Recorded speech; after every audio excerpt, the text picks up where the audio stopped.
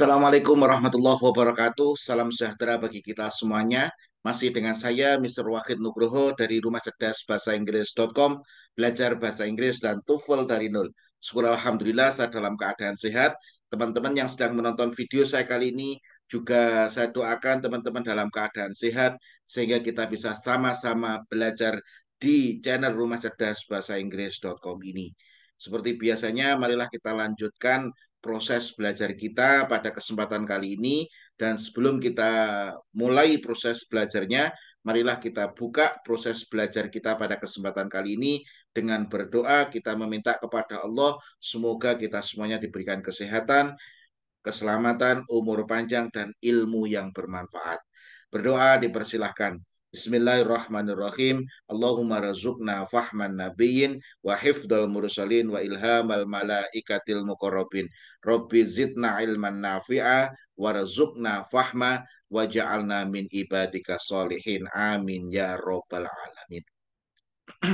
Oke, teman-teman, sebelum kita lanjutkan untuk pembahasannya, teman-teman bisa download materinya terlebih dahulu atau soalnya terlebih dahulu di link deskripsi di video kali ini. Anda bisa download dulu, Anda bisa print dulu, kemudian setelah Anda download, Anda print, kemudian Anda bisa coba untuk kerjakan dan Anda coba untuk mencocokkan dengan cara saya menganalisis. Kenapa? Karena cara kita menganalisis itu nanti akan membantu kita untuk menemukan banyak pola yang ada dalam TOEFL. Makanya teman-teman harus tahu cara cepat untuk menganalisisnya. Kenapa? Karena TOEFL itu butuh kecepatan dan ketepatan. Dan ini materi ini sungguh sangat bagus bagi teman-teman yang sudah level bahasa Inggrisnya intermediate advance. Jadi ketika sudah menengah ke atas, Anda menonton video-video saya di YouTube, ini sangat membantu. Tapi bagi teman-teman yang level bahasa Inggrisnya masih basic atau masih dasar atau masih kurang, saran saya Anda bisa belajar dari buku saya, yakni adalah konsep belajar TOEFL dari nol ini terlebih dahulu sebagai landasannya atau sebagai dasarnya. Begitu juga Anda bisa belajar dari buku yang ini. Ini juga bagus, konsep belajar bahasa Inggris dari nol. Ini akan mengajari Anda bagaimana cara belajar bahasa Inggris dari nol ini. Ini bukunya. Kalau belajar listening, Anda bisa belajar dari buku saya ini. Belajar listening TOEFL dari nol ini. Anda bisa belajar. Untuk mendapatkan buku ini, Anda bisa pesan di nomor admin yang ada di link deskripsi di video kali ini. Jadi buku itu tidak hanya berupa buku, tapi juga disertai video pembelajaran secara lengkap. Jadi saya tidak ingin buku yang saya tulis itu hanya ditaruh di rak seperti yang ada di background saya. Biasanya teman-teman beli buku, setelah itu ditaruh di rak saja. Kenapa ditaruh di rak? Karena tidak tahu cara belajarnya. Maka dari itu, buku yang saya tulis sudah disertai video pembelajaran sehingga teman-teman bisa belajar dari buka buku plus buka video pembelajarannya seperti saya mengajar secara langsung di hadapan teman-teman. Oke, mari kita lanjutkan ke pembahasan kita selanjutnya. Oke, ini sebelumnya saya mau share screen dulu. Nah, ini Anda bisa untuk materinya Anda bisa buka di untuk materinya Anda. Oke.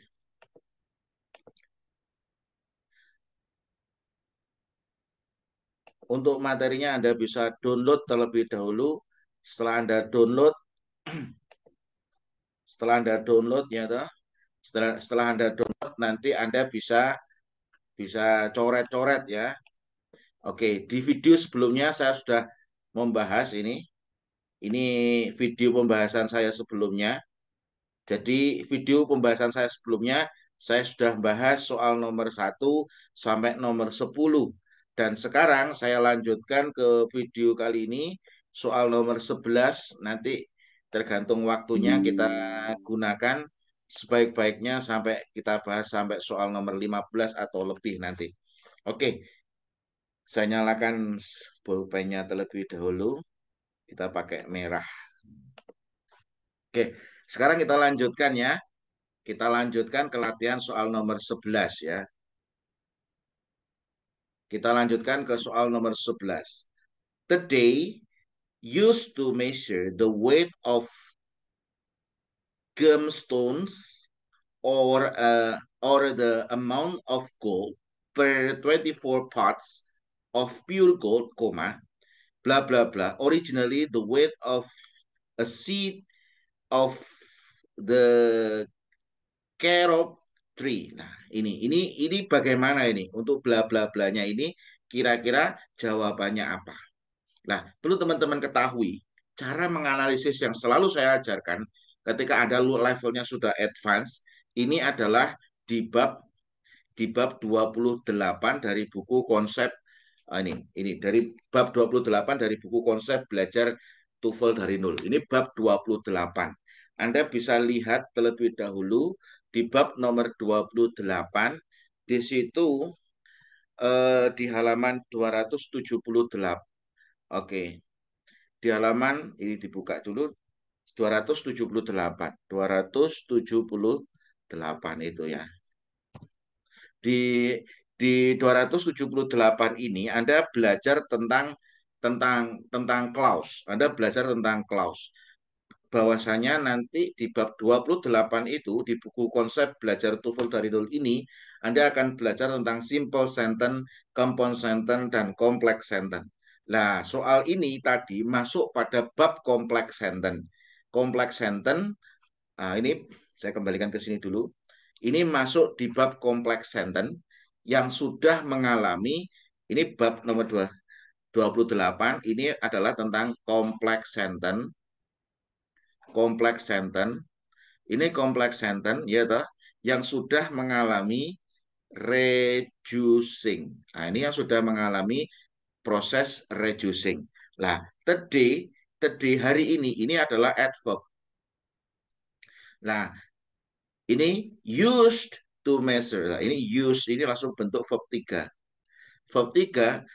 Nah, ini verb 3. Kok ngerti verb 3 ini? Karena di sini ada koma. Ketika ada koma, berarti ini adalah anak kalimat. Anak kalimat. Kenapa? Karena ketika ada anak kalimat berada di awal, maka harus ada koma. Ingat, ketika anak kalimat berada di awal, harus ada koma. Nah, kebetulan di sini ini adalah anak kalimat berada di depan, ini adalah koma. Nah, kok ngerti ini adalah bentuk ketiga? Perlu teman-teman ketahui bahwasanya ketika ada ed itu bisa jadi bentuk kedua atau bentuk ketiga. Tapi di sini kalau bentuk kedua tidak mungkin. Kenapa? Karena kalau bentuk kedua berarti di sini harus ada konektor subjek sama verb. Nah, ini harus ada konektor subjek sama verb.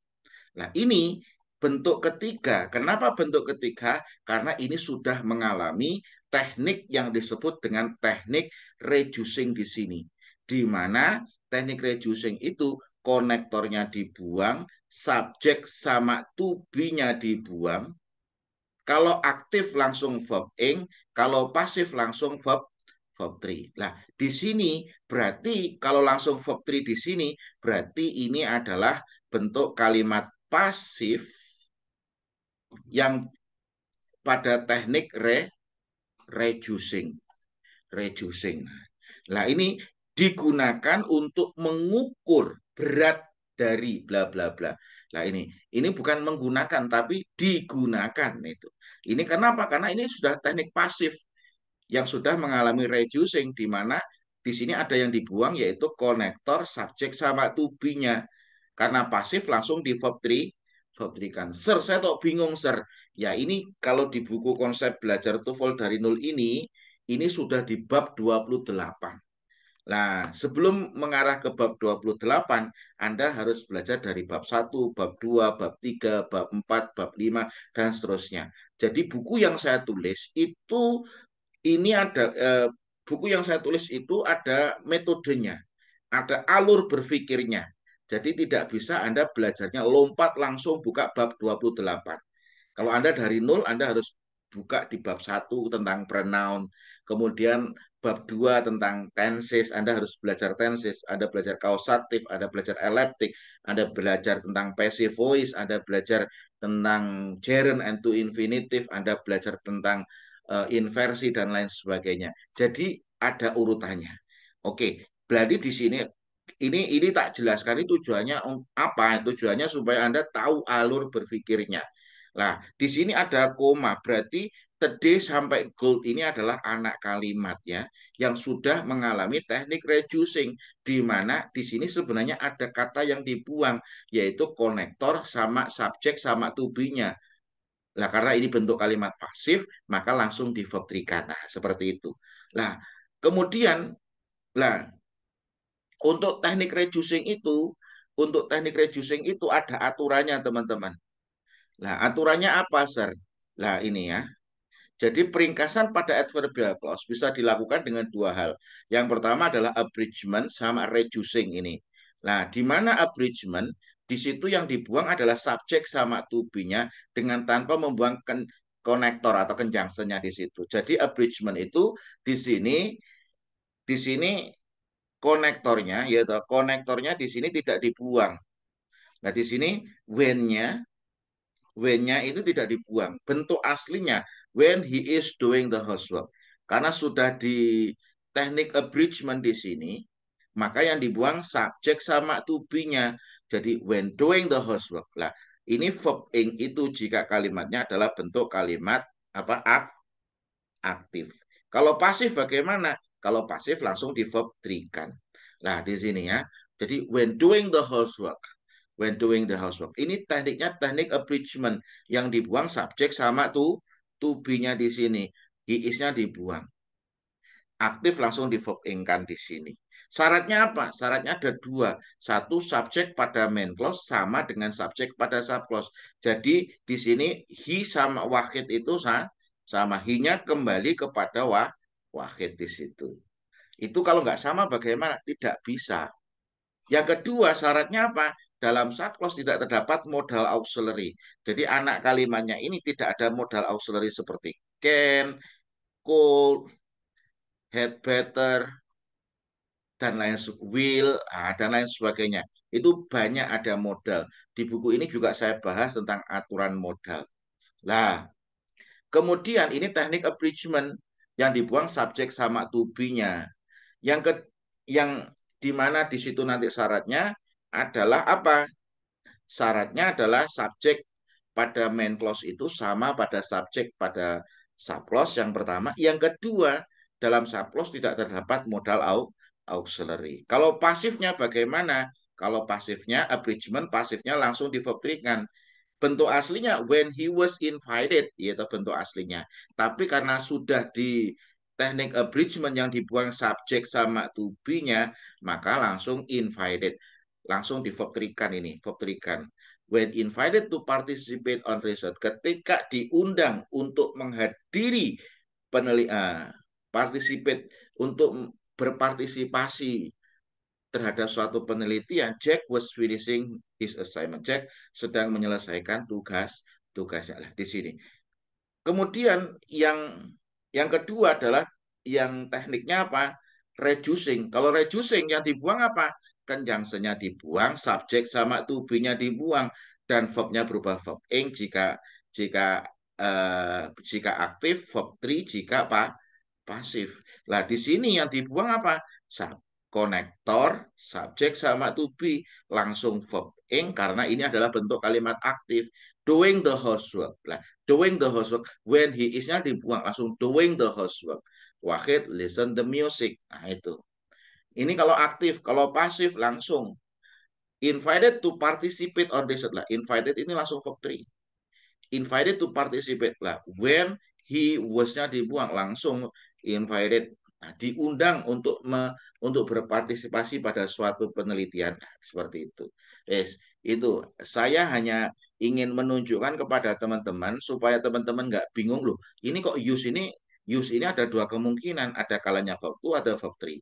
Tapi di sini yang dimaksud adalah verb three karena sudah mengalami teknik yang disebut dengan teknik reducing, di mana yang dibuang di sini adalah konektor, subjek sama to be-nya, dan verbnya langsung verb three karena bentuk kalimat pasif. Kalau aktif langsung verb ing. Lah, berarti di sini bla bla blanya ini adalah independent independent clause atau di sini adalah induk induk kalimat. Ini adalah induk kalimat. Ini induk kalimat di sini. Kalau induk kalimat ingat perhatikan ya. Induk kalimat tidak boleh dibuang-buang. Kalau anak kalimat boleh dibuang-buang, kalau induk kalimat tidak boleh dibuang-buang. Makanya di sini harus ada subjek sama verbnya. Oke. Jadi yang mana yang benar? Oke. Di sini harus ada subjek sama verbnya. Originally, lah ini originally the weight of the seed. Lah ini di sini belum ada subjek, belum ada verb. Berarti di sini kalau di sini was a carrot ini salah. Kenapa? Karena di sini verb, di sini subjek. Kebalik. Yang benar yang mana, Sir? Oke, yang benar yang B. A, a carrot ini adalah subjek, was-nya adalah verb-nya. Jadi harus ada subjek sama verb. A carrot was originally the weight of seed of bla bla bla. Nah, ini Anda sudah tahu independent clause atau induk kalimat. Induk kalimat itu tidak boleh ada konektor di sini. Ini berarti salah. Ingat, induk kalimat tidak boleh ada konektor. Nah, seperti itu ya. Semoga ini bisa memahamkan Anda. Ini urutannya proses belajarnya seperti itu sebenarnya. Ini kalau saya jelaskan secara rinci seperti ini agak sedikit panjang ya.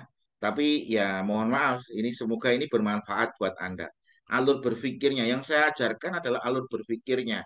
Kenapa kok saya harus mengajarkan alur berpikirnya di sini? Karena perlu teman-teman ketahui.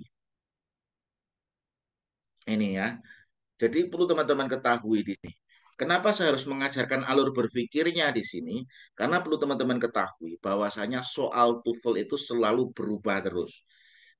Selalu berubah terus. Kenapa? Kalau nggak berubah berarti TOEFL tidak produktif untuk menghasilkan soal. Tapi perlu teman-teman catat bahwasanya polanya selalu sama. Maka dari itu yang saya ajarkan di sini adalah polanya. Jadi saya sudah mengumpulkan banyak soal, saya kerjakan dulu, saya share kepada Anda cara cepatnya bagaimana. Nah, saya share pola-polanya. Ada kemarin dari UGM yang bertemu dengan saya dan dia sudah lulus TOEFL dan dia mencatat seluruh pola-pola yang saya ajarkan dan alhamdulillah dia bisa lolos untuk beasiswa S3-nya. Nemui saya itu dulu. Oke, kita lanjutkan ya. Jadi Anda perlu catat pola-polanya supaya apa? Supaya Anda terbiasa untuk menganalisis. Karena soalnya nggak mungkin sama, teman-teman. Jadi polanya selalu sama. Oke, kita kita lanjutkan ya. Soal nomor 12. The film Lawrence of Arabia is 3 hour and 41 minutes long. 1 minute, 1 minute, 1 menit. Apa ini? Nah, ini sebenarnya ingin mengajarkan tentang the comparison of adjective. Apa the comparison of adjective? The comparison of adjective itu adalah tingkat perbandingan kata kata sifat. Nah, tingkat perbandingan kata sifat di situ nanti ada positif positif degree, degree, komparatif degree, dan superlatif degree. Nah, itu. Ada komparatif degree, superlatif degree. Nah, di situ kalau di buku konsep belajar TOEFL dari nol, itu tentang the comparison of adjective. Itu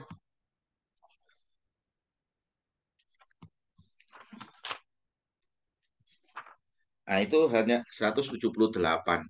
Ini bab ini tentang 178. Nah, ini adalah the comparison of adjective. Di situ ada positive degree rumusnya seperti ini, as, adjective as. Nah, terus yang kedua adalah comparative degree. Nah, di sini ada comparative degree, ada single comparative, ada double comparative.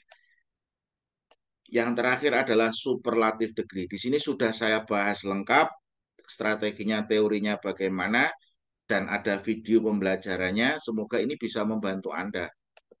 Oke, kalau saya jelaskan secara detail materi tentang the comparison of adjective itu biasanya kalau di kelas saya ajarkan 1,5 jam. Itu nanti kalau saya bahas detail nanti waktunya ini habis. Oke, oke, di sini 1 minute, nah ini 1 menit lebih lama gitu, 1 menit lebih lama daripada. Nah ini berarti jadi di sini harus ada komparatif ini berarti komparatif. Kenapa? Karena di sini dibandingkan antara dua film. Film pertama adalah Lawrence of Arabia, yang kedua adalah Gone with the Wind. Nah, itu. Jadi ini 1 minute longer than. Nah, ini yang benar adalah yang D. 1 minute longer, 1 menit lebih lama. Longer than. Nah, longer itu harus diikuti than. Lah, isnya ini bisa, ini wajib ditulis. Perhatikan, ini ditulis ya. Ini Anda tulis, ini wajib ditulis jika berada di depan subjeknya. Gone with the Wind ini subjeknya. Nah, ini jadi wajib ditulis ketika ini di depan subjek. Kalau di sini is ini wajib ditulis. Tapi ketika di sini isnya di sini maka boleh ditulis, boleh tidak. Makanya 1 minute longer, jadi 1 menit lebih lama daripada is gone the wind. Nah, jadi ini kalau di depannya subjek, isnya wajib ditulis. Makanya di sini ditulis. Tapi kalau berada di akhir, tidak wajib ditulis. Contoh yang lain, ayahku lebih kaya daripada ayahmu. Berarti saya ngomongnya, my father is richer than your father is. Lah, is ini dikurung. Kalau di akhir ini kan your father ini kan subjek. Kalau di sini adalah subjek, maka isnya boleh ditulis, boleh tidak. Tapi jika ini isnya ditaruh di depannya subjek, isnya di sini, ini wajib ditulis. Nah, itu materinya tentang apa, Sir? Nah, nanti materinya, kalau di buku ini ada, di buku konsep belajar TOEFL dari nol ini ada bab eh, inversi untuk komparatif comparison. Jadi ada inversi untuk komparatif. Nah, di situ yang benar adalah yang yang yang D.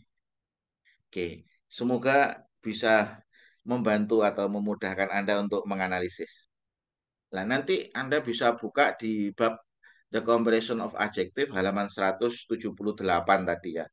Oke, kemudian soal yang nomor 13. The genus Arcus became extinct in North America during the glacial period. Koma N. Nah, ini kok ada koma? Perhatikan ini perhatikan. Ini kok ada koma? Tadi di teori yang di atas ketika ada koma ya toh,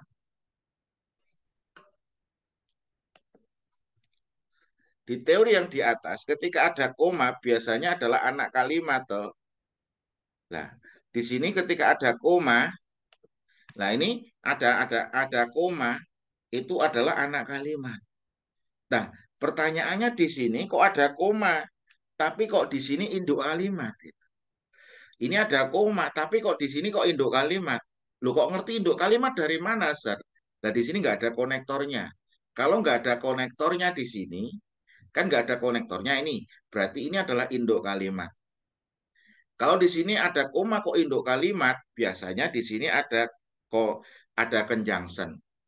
Berarti ada dua induk kalimat. Ini it was reintroduced. Ini juga induk kalimat. Ada dua induk kalimat yang dipisah dengan apa? Dengan n atau conjunction, maka itu disebut dengan apa? Ini disebut dengan compound sentence.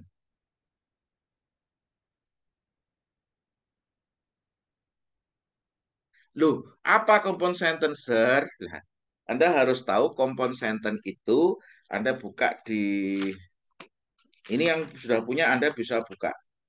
Jadi kalau sudah punya, Anda sudah belajar secara sistematis, Anda akan lebih mudah untuk mengikuti alur saya berpikir ya. Loh, kenapa? Kan ilmunya kan sudah sama nih. Compound sentence halaman 277.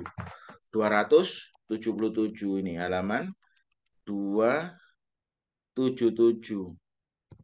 277. Nah, di sini compound sentence adalah kalimat yang terdiri dari dua atau lebih independent clause yang dihubungkan dengan conjunction kata sambung, yaitu ada for, and, nor, but, or, yet, so, and semicolon. Nah, di sini.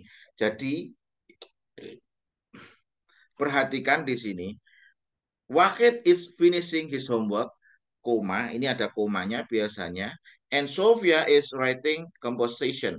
Lah, jika di sini ada komanya, kok di sini adalah tidak ada conjunction konektornya, tidak ada konektornya, berarti independent clause. Lah, independent clause di sini harus diikuti dengan conjunction. Lah, di sini diikuti dengan independent clause. Jadi dua independent clause yang diikuti dengan conjunction, maka di situ dengan kem compound sentence, compound sentence. Yang kedua, the time is over, koma. Ini kurang koma, di buku kurang koma ini. Jadi koma itu sangat penting ya. Ini kurang koma. The time is over, koma. But, nah ini independent clause atau induk kalimat. Tuh kok ngerti? Karena nggak ada konektornya di sini, nggak ada konektornya, maka induk kalimat dipisah dengan conjunction, terus diikuti dengan dua independent. Jadi dua independent clause yang dipisah dengan conjunction, maka di situ disebut dengan compound sentence ini. Oke, nah di sini ada independent clause, ini juga ada independent clause ada di depan, ada komanya, ada conjunctionnya and independent clause. Nah, berarti ini disebut dengan apa? Compound sentence. It was not reintroduced. Nah, itu tidak dikenalkan ulang. Nah, until ini apa, Sir? Lah, Anda perlu tahu until itu apa. Until itu masuknya apa, Sir? Anda harus tahu ini. Until itu, ternyata di situ adalah time clause. Until itu adalah time clause ya. Duh, kok ngerti time closer? Nah, di sini ada until, ada till. Artinya sampai. Berarti until itu termasuk apa? Termasuk konektor. Konektor untuk menunjukkan waktu. Konektor untuk menunjukkan waktu. Nah, berarti kalau kalau ada when, before, after, since, while, as long as, until, till ini, berarti nanti di situ harus diikuti dengan klausa, harus diikuti dengan subjek sama verb, atau mengalami teknik abridgment atau reducing tadi. Nah, di sini ini berarti setelah until ini nanti ini kan induk kalimat it was not reintroduce itu adalah induk kalimat. Setelah until itu nanti itu adalah anak kalimat. Anak kalimat. Nah, karena anak kalimat setelah until itu harus ada subjek sama verb. Nah, harus ada subjek atau verb ketika anak kalimatnya ditulis lengkap. Tapi kalau sudah ada teknik abridgment, berarti yang dihilangkan adalah subjek sama to be-nya. Kalau reducing berarti konektor subjek sama to be-nya langsung dihilangkan. Nah, di sini Anda harus tahu, tadi syaratnya apa? Syaratnya dua ya. Dibuang itu syaratnya dua. Syaratnya yang pertama apa? Syarat yang pertama adalah subjek pada main clause sama pada subjek pada subclause. Yang kedua, subclause tidak berupa apa? Tidak berupa modal auxiliary. Nah, ini rumit sekali, TOEFL itu rumit sekali. Makanya yang nonton sedikit, yang mau berumit-rumit ria itu yang akan lolos skor TOEFL-nya. Yang penting Anda coba untuk serap sedikit demi sedikit, nanti insya Allah itu akan membantu Anda. Oke, di sini jawabannya yang mana ini, Sir? Nah, di sini Anda harus lihat ini. By, ini ada kata by. Nah, kalau by itu oleh. Ketika ada by itu, ada kata by itu, mesti kalimatnya kebanyakan adalah kalimat pasif. Nah, ketika pasif, ini yang jawaban yang D jelas salah. Karena it brought there. Ini salah. Bringing it there. Ini juga aktif salah. Lah, berarti jawabannya antara A sama yang B. Kenapa? Karena brought ini bentuk ketiga, ini juga bentuk ketiga. Lah, di sini sudah ada apanya? Konektornya. Butuhnya subjek sama verb. Ini butuhnya subjek sama verb. Lah, di sini pilihan B sama A sama B ini tidak ada subjeknya kan? Nggak ada subjeknya toh. Ini kan nggak ada subjeknya. Kalau nggak ada subjeknya, berarti ini tekniknya disebut dengan teknik apa? Abridgment. Nah, ini tekniknya abridgment. Kalau teknik abridgment yang dibuang apa, Sir? Yang dibuang adalah sorry. Oh, konektornya masih ada. Yang dibuang adalah subjek plus to be-nya dibuang. Jadi subjek sama to be-nya dibuang. Lah, di sini yang B ini masih ada to be-nya. Yang dibuang hanya subjeknya saja. Nggak boleh, yang dibuang harus subjek sama to be. Makanya yang benar adalah yang subjek sama to be-nya dibuang. Nah, subjek sama to be-nya dibuang. Nah, di sini yang dibuang subjeknya saja. Makanya yang B salah. Yang benar yang A. Karena di sini subjek sama to be-nya dibuang. Jadi until brought there by the Spaniard. Apa ini? Oke, seperti itu ya. Oke, Sir, penjelasannya kok rumit ya, memang itu ilmunya seperti itu, agak sedikit rumit sedikit. Oke. Kemudian soal nomor 14. Nomor 14 ini juga rumit ilmunya. Tapi Anda harus optimis ya. Kenapa? Karena optimis itu adalah bahan bakar untuk mencapai keberhasilan. Pokoknya optimis lah, dongo, minta kepada Allah supaya diberikan kemudahan. Kewajiban kita sebagai manusia adalah untuk berusaha dengan sebaik-baiknya. Untuk hasil kita pasrahkan kepada Allah. Lah, oke. Sekarang kita bahas soal nomor 14 ya. In. In ini ketika ada preposition di awal kalimat, perhatikan ini kata kuncinya ya. Saya ajarkan kata kuncinya.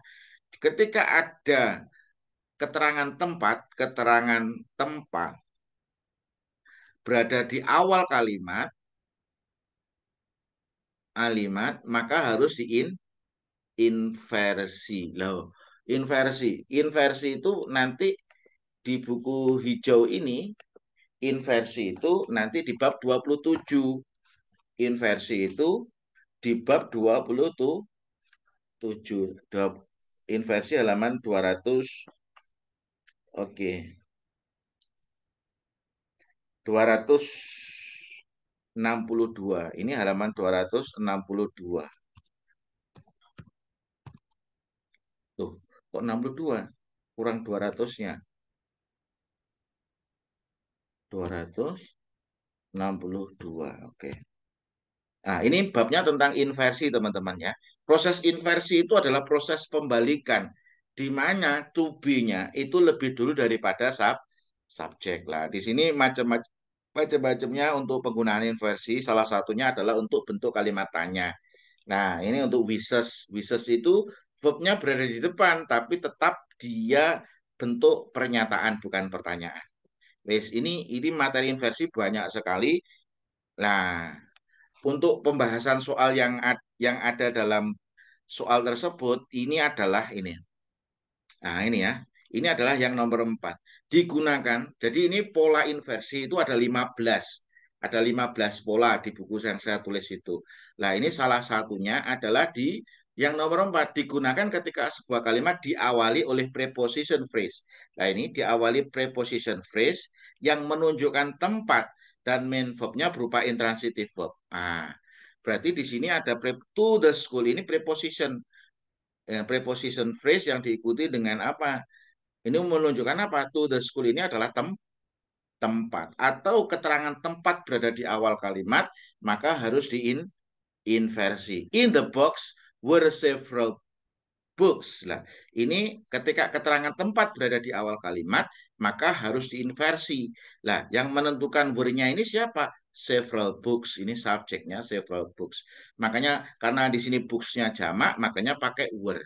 Wes, seperti itu. Itu cuplikan. Jadi keterangan tempat berada di awal kalimat itu harus diinversi. Nah, di sini ada preposition yang diikuti dengan noun. Ini honey beehive, honey beehive, honey beehive, honey beehive ini. Nah, ini semuanya adalah noun, ya toh? Ini noun. Ini noun. Nah, noun. Nah, ketika ada preposition diikuti noun itu jadinya apa? Jadinya adalah adverb. Nah, ini tahu ini adalah jadinya adverb. Berarti adverb berada di awal kalimat, maka harus inversi. Di mana kalau diinversi, berarti verbnya yang berupa apa? Auxiliary itu lebih dulu daripada subjek. Nah, di sini semuanya ini berarti ini setelah ini kan several vertically aligned honey. Ini kan sampai honeycombs ini adalah subjek. Lah, berarti di sini berarti sebelum subjek ini berarti in-nya ini butuh noun. Ini adalah honeybee, honeybee hive. Lah, setelah noun berarti di sini butuh auxiliary. Auxiliary. Lah, di sini butuh auxiliary. Berarti jawaban D jelas salah, jawaban C jelas salah. Jadi jawabannya antara A sama B.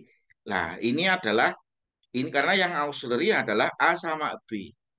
Nah, ketika Anda sudah tahu itu setelah noun itu adalah auxiliary, maka auxiliary-nya di sini harus menyesuaikan dengan subjek.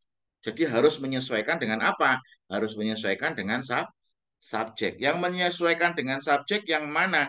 Karena di sini adalah comes-nya jamak, kata bendanya adalah honeycombs itu jamak, ya toh? Maka di sini harus pakai are. Berarti yang benar adalah yang B. Nah, seperti itu. Es. Soal terakhir ya, ini jangan terlalu panjang ini. Ini kebetulan sudah jam 1 siang ini. Ini saya buat video ini jam 1 siang karena jam 1 siang saya harus jemput anak saya di sekolahan. Oke, soal terakhir ya nomor 15 nanti kita lanjutkan ke soal di video selanjutnya. The shape of snow crystal depend largely bla bla bla temperature of and humidity are. Di sini depend itu ya ini kan the shape of snow crystal ini adalah subjek, verbnya adalah depend. Depend itu tergantung. Lah, depend itu harus diikuti dengan on. Oke. Depend itu harus diikuti dengan apa? On. Depend on itu tergantung pada. Nah, tergantung pada. Berarti jawabannya antara B sama C. Nah, wis. Ya gitu. Berarti yang A jelas salah, yang D jelas salah. Nah, kemudian Anda harus tahu bahwasanya di sini sudah ada verbnya, di belakang kok ada verbnya lagi, Sir. Ini di belakang ada verbnya lagi, Sir. Kalau di belakang ada verbnya lagi, berarti ini adalah bentuk kompleks sentence. Ini adalah bentuk kompleks sentence. Karena ada dua verb, berarti satu independent clause, satu dependent clause. Lah, di sini berarti kalau di sini adalah kompleks sentence, di belakang ada verbnya lagi, berarti setelah largely on itu, ini kan sudah on, berarti butuh konektor.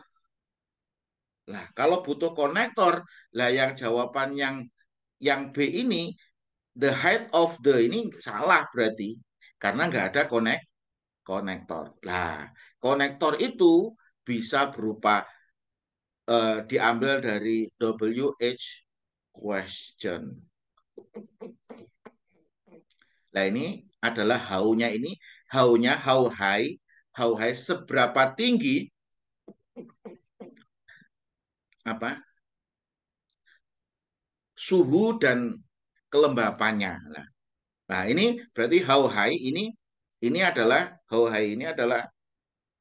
konektornya, the temperature humidity itu adalah subjeknya, R-nya adalah verbnya. Berarti yang benar adalah yang C. Itu cara menganalisisnya seperti itu ya. Oke, sekian untuk materi pada video kali ini. Terus belajar tingkatkan kemampuan. Saya senang sekali bisa mengajar Anda di channel ini.